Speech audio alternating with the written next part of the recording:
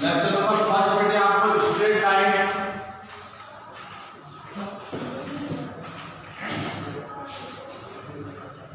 इससे पहले आपके लिए बेटे सभी को distance formula, section formula, mid point formula,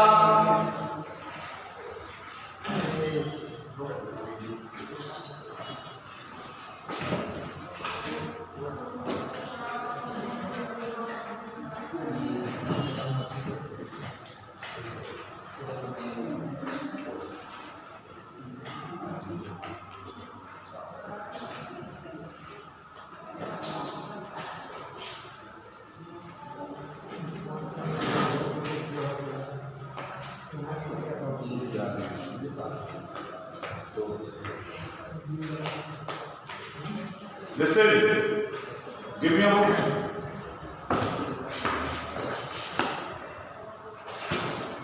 तो बेटे आपने इसका section formula, mid point formula, coordinates of centroid, ये सब आपने 10th में पढ़ रखा होगा। अब इससे ये बेटे आपका जो था उसको हम कहते थे क्या, एक तरीके से वो 2 डायमेंशनल प्लेन या कार्टेशियन प्लेन के नाम से जाना जाता है।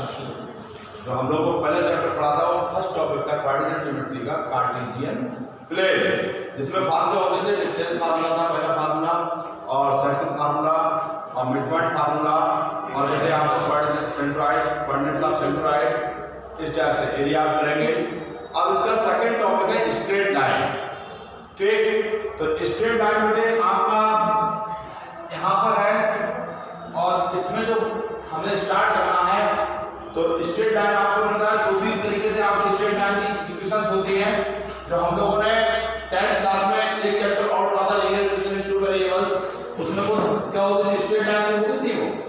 अब उन स्ट्रेट लाइन का जो स्टैंडर्ड फॉर्म थी वो ax + b + c = 0। इनका नाम स्ट्रेट क्यों दिया गया था, क्योंकि इनकी पावर सिंगल थी, x और y वेरिएबल पर अगर कोई ग्राफ ड्रा करते थे हम तो एक स्ट्रेट लाइन में आता। सही है, इसलिए इसका नाम तो स्ट्रेट लाइन है। इनको यह 2-3 फॉर्म में और हम चेंज करते हैं बेटे। यहाँ पर इसकी स्टैंडर्ड फॉर्म क्या होती है, हमने और बताया था y = mx + c। यहाँ पर सबसे पहले हम ये स्ट्रेट लाइन आई कहाँ से कैसे, वहां तो हमें पहले ही दे रखी होती है। यहाँ पर हमें स्ट्रेट लाइन डेवलप करनी होती है, बनानी होती है according to given situation, right. तो सबसे पहले इसमें ये आपसे स्लोप की बात करेगा, और x एक्सिस के साथ किसी भी लाइन का जो x एक्सिस से ये एंगल बनता है, ये क्या कहलाता है, स्लोप। ये कहलाता है बेटे स्लोप। तो फर्स्ट टॉपिक है इसका स्लोप फाइंड आउट करना किसी लाइन का, और स्लोप निकालने के इसमें 3-4 मेथड्स गिवन हैं। सही है, तो सबसे पहले पहला मेथड आप लिखेंगे स्लोप निकालने के लिए, if 2 points x1 y1 and x2 y2 is given। आपको क्वेश्चन में बता रहा होगा कि एक लाइन बेटे इन दो पॉइंट से पास होती है, या दिए हुए 2 पॉइंट से पास होती है, इसका स्लोप क्या है, इसका हमें स्लोप फाइंड आउट करना है। तो स्लोप को बेटे स्लोप ऑफ लाइन, इसको हम m से इसका डिनोट करते हैं, किससे बेटा, m से, जो कि होता क्या है y2 - y1 upon x2 - x1। एक बात, अगर आपने ये कह दिया कि बेटे एक लाइन है जो 2 पॉइंट से पास हो रही है, जो कि गिवन है हमारे पास x1 y1 x2 y2, तो इसका स्लोप हम फाइंड आउट करते हैं y2 - y1 upon x2 - x1।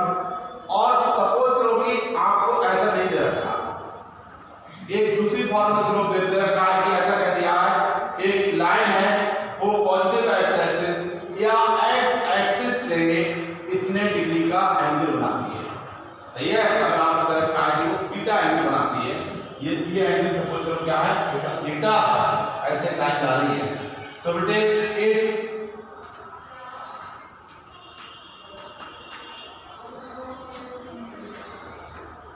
Angle with x axis या positive x axis is given, then slope of line क्या होता है, m = 10।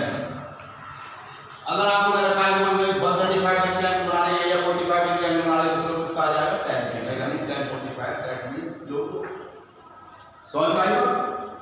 एक ये हो गया थर्ड थिंग इज गिवन। अगर आपको एक स्ट्रेट लाइन, ये अलग बात होगी, एक लाइन है 2 पॉइंट से पास होने तो पॉइंट जाके दोबारा पॉइंट लगाएंगे, एंगल पर हमको ये वाला लगाएंगे। अगर आपसे वो ये कहते बेटे कि एक लाइन है जिसकी इक्वेशन ax + by + c = 0 है, इसका स्लोप क्या होगा? अगर इसका स्लोप पूछेगा तो स्लोप ऑफ सच लाइन, तो slope of line minus a upon b minus coefficient of x upon coefficient of y। समझ में आया? ये 3 टाइप के स्लोप होंगे।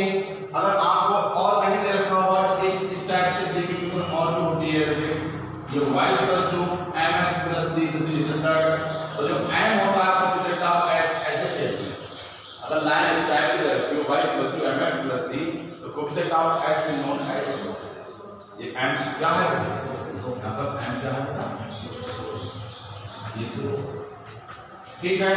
तो ये 2-3 चीजें हैं जो आप नोट कर लीजिए शाम को बहुत देखते हैं।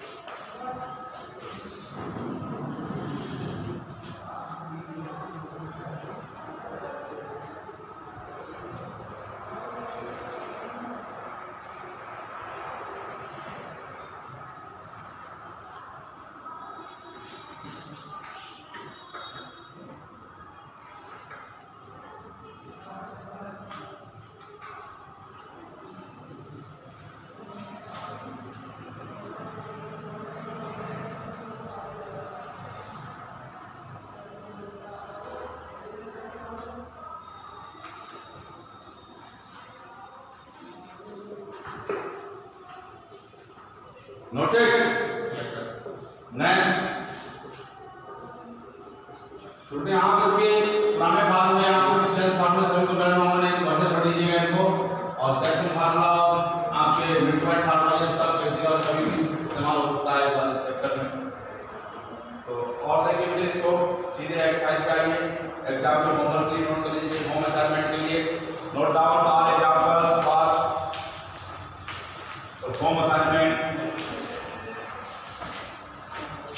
क्वेश्चन नंबर 10.1 में बेटे आप देखिए, चाहो तो इसमें लगभग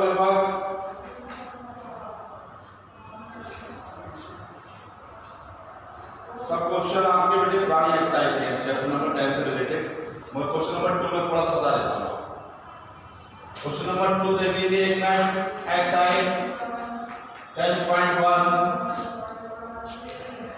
It is given that the base of an equilateral triangle with side 2a lies on y-axis. ऐसा बोला बेटे कि such that the midpoint of base is the origin, find the vertex of the triangle. मतलब कहने का ये है बेटे कि एक आपको ये x एक्सिस और ये बेटा y एक्सिस, एक ऐसा ट्रायंगल है इक्विलैटरल ट्रायंगल जिसकी साइड कितनी है 2 और इसके अंदर बेस किस पे बना है कि y एक्सिस पे, यानी कि ऐसे ये इस तरीके से बेस y एक्सिस पे होगा और इसको ये मिड पॉइंट है, ये क्या है मिड पॉइंट, ये ओरिजिन पे उन्होंने बताया ऐसे मिड पॉइंट।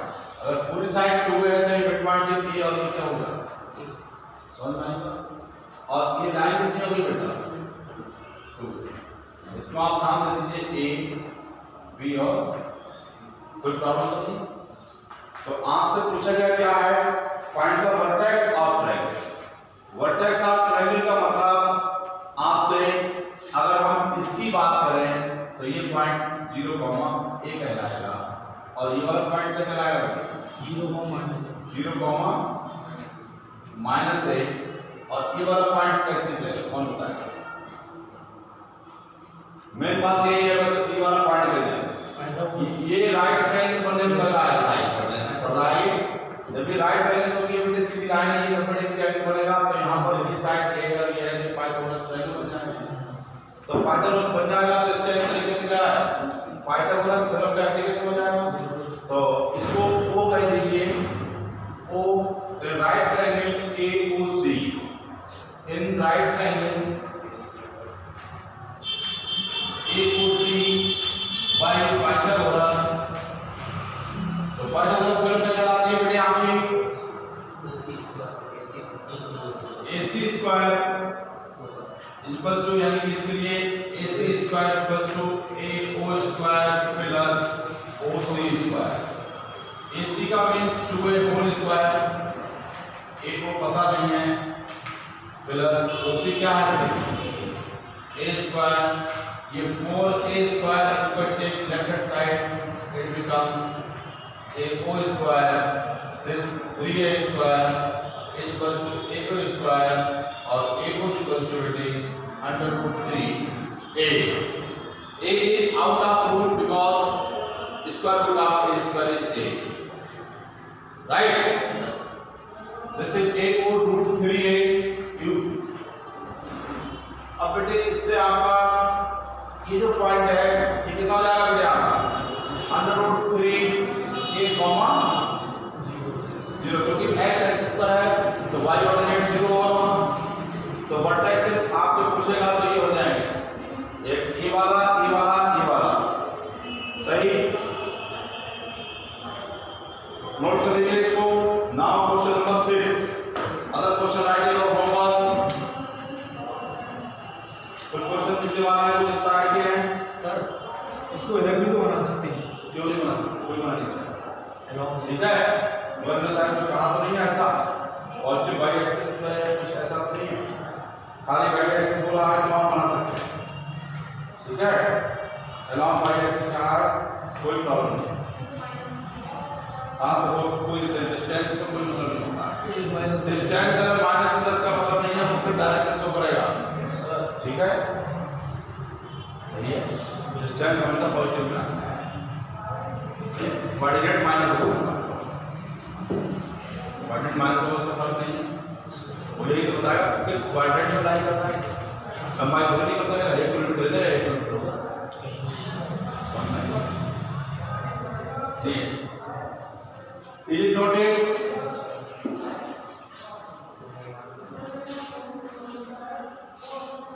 क्वेश्चन नंबर 8 देख लीजिएगा जल्दी से, सॉरी 6, क्वेश्चन नंबर 6 है।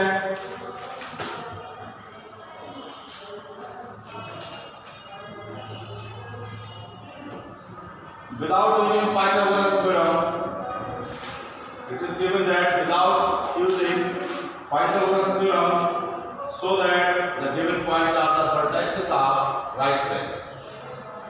A triangle is given such type, कैसा है और इसका नाम बैठे A B C राइट।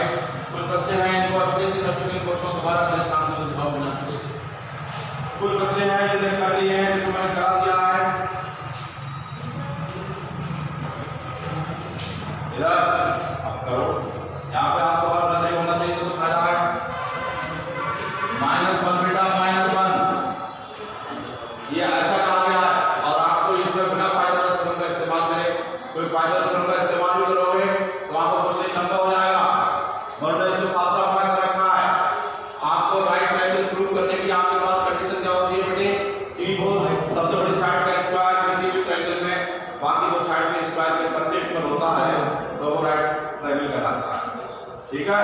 अगर आप उस रास्ते से जाओगे तो भी आपको तीनों साइड के बीच में डिस्टेंस आसपास है, तब कहीं जाके आपको बता पाओगे। उन्होंने कहा है कि आप अगर लगा भी लेते हो तो भी पाइथागोरस लगाना ही नहीं है और बताना है। तो आप बेटे एक चीज नोट कर लीजिए कि आपका इसमें इससे पहले तो फार्मूले आपको पता होना चाहिए, ठीक। 2 lines are perpendicular if their product of their slopes is minus. ठीक है, तो यहाँ इससे पहले पॉइंट लिखिए बेटे, two lines are perpendicular if product of their slopes is beta -1. Suppose करो आपकी दो लाइनें हैं, इसका स्लोप m1 और इसका कितना m2 है, तो ये m1 m2 कितना होना चाहिए, ठीक। तो इसके आप रास्ते से यहां पहुंचेंगे। सबसे पहले ABCD, तो बच्चों ये x1 y1, x2 y2 और ये x3 y3। तो first of all you have to find out slope of AB। Slope of line के लिए हमें फार्मूला क्या लगाया था बेटे, याद करो पीछे, y2 y1 और x2 x1। तो स्लोप ऑफ AB निकालिए जल्दी से। स्लोप ऑफ AB निकालो बेटा, तो क्या हो जाएगा y2 y1 upon x2 x1। नहीं आ रहा समझ? अब इसको भी मैंने नाम दे दिया m1 तक, कोई प्रॉब्लम नहीं आई। अब आप y2 y1 कर लीजिए। हमारे पास y2 क्या 5 - 4 और प्लस 3 माइनस यानी -1। Similarly you have to find out slope of AC या BC, जो मर्जी आप निकालो। स्लोप ऑफ बेटे AC निकाल लीजिए। तो अब AC के लिए आपको क्या हो जाएगा, AC का -1 -4 -1 बेटा और -1 -4, तो ये सब बढ़ गया। -5 और -5 कितना है, +1। बताओ। तो अब आप इसको m2 कहना चाहो तो कोई दिक्कत थोड़ी नहीं है। तो अब देखिए इसका प्रोडक्ट क्या देना है, m1 m2 कितना आ रहा है बेटे, -1 * +1 कितना होगा। तो इसका मतलब therefore you can write here that is AC is perpendicular to AB, क्योंकि इनके स्लोप का प्रोडक्ट कितना आ गया -7। तो ये लाइन कैसे चलाएंगे, परपेंडिकुलर। और जब दो लाइनें कहीं परपेंडिकुलर होती हैं तो उन लाइन से घिरी हुई आकृति को राइट ट्रायंगल कहा जाता है। That is triangle. AC perpendicular AB जो है AB परपेंडिकुलर बात नहीं है जो मेरे ऊपर या मेरे ऊपर, ठीक है। अगर आप ऐसे करो या ऐसे, कहानी कोई नहीं, थोड़ा वजन ज्यादा हो जाएगा। लोग बराबर के हाथ बोलते हैं। तो triangle ABC is right triangle. Note down it.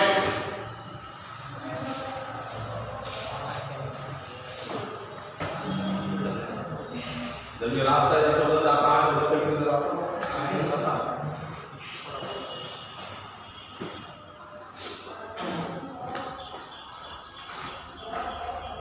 Next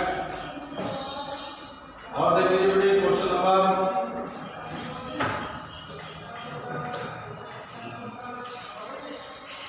question number 10।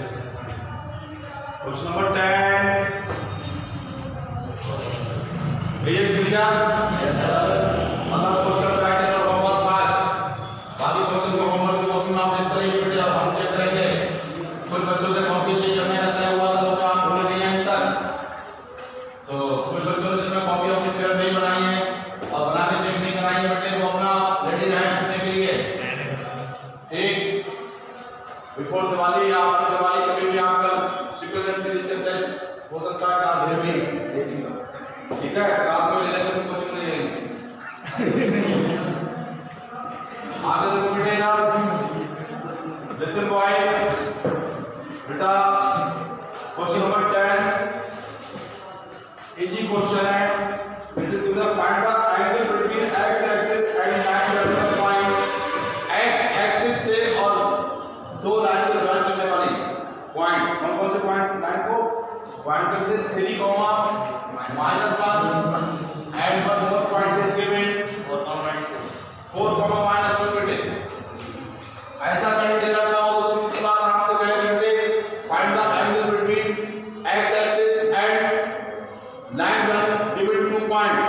तो आप समझ लो पक्का सूखा उसने कोई पूछा चलो भाषा को समझना बहुत जरूरी है इसमें लैंग्वेज से ही आप खाओगे सवाल समझ गया तो आंसर भी आप मिल जाएगा नहीं तो जब सवाल समझ नहीं आएगा तो जवाब देने का मतलब नहीं फिर जवाब चलते तो ओके में अब तुक्का कभी लगता ही नहीं निकाल बेटे x1 y1 x2 y2 हमने सबसे पहले आपको दिखाया था कि स्लोप क्या होता है बेटे x एक्सिस और वो लाइन के बीच का बना हुआ एंगल तो बेटे आपसे x1 y1 x2 y2 ये बना है तो सीधी सी बात ये है कि बेटे आपका स्लोप क्या हो जाएगा y2 माइनस और x2 माइनस x1 यानी कि -2 माइनस का प्लस का बन जाएगा तो और 4 माइनस 3 कितना हो गया -1 ये क्या आया m अब कहते हैं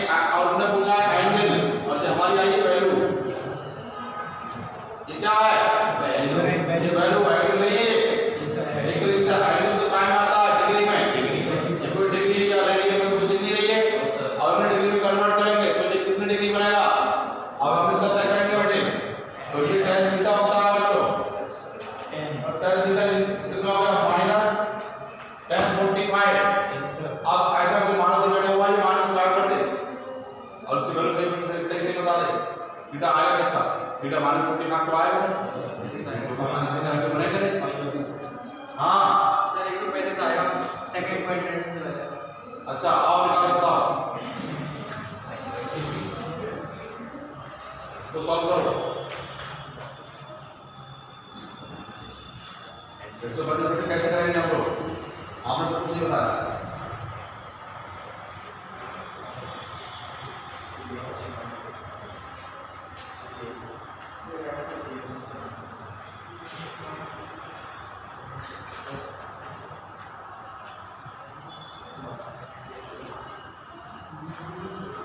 जाइए ये आपने सीखा ठीक है आपने ये सीख लिया यस कॉपी पढ़ी रिपोर्ट लाइन नहीं होगी अभी नहीं होगा देखो बेटा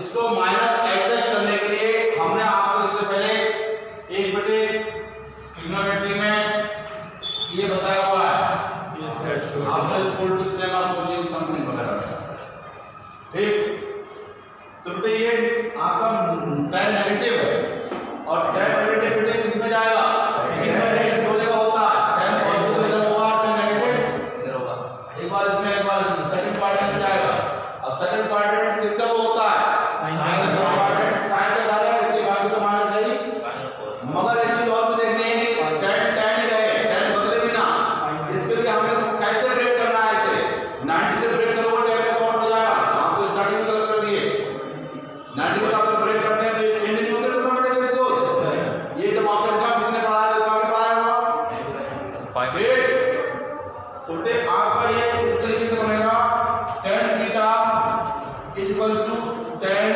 अगर इसे माइनस में एडजस्ट करना है तो 180 minus 45 tan 180 minus theta minus tan theta होता है ठीक है tan 180 में और बेटे आपने 360 में या 180 360 के साथ 180 चेंज नहीं होते हैं और 270 90 के साथ चेंज होते हैं समझ में आया तो अब ये देख लीजिए tan थीटा अरे ये बेटे कितना हो जाएगा 135 माइनस कर दिया अब tan से tan कट भी गया नहीं तो आपको इधर tan तो कॉल हो जाता 90 से करते तो फिर काटने प्रॉब्लम होती तो थीटा इक्वल कितना हो गया एंगल पूछेगा तो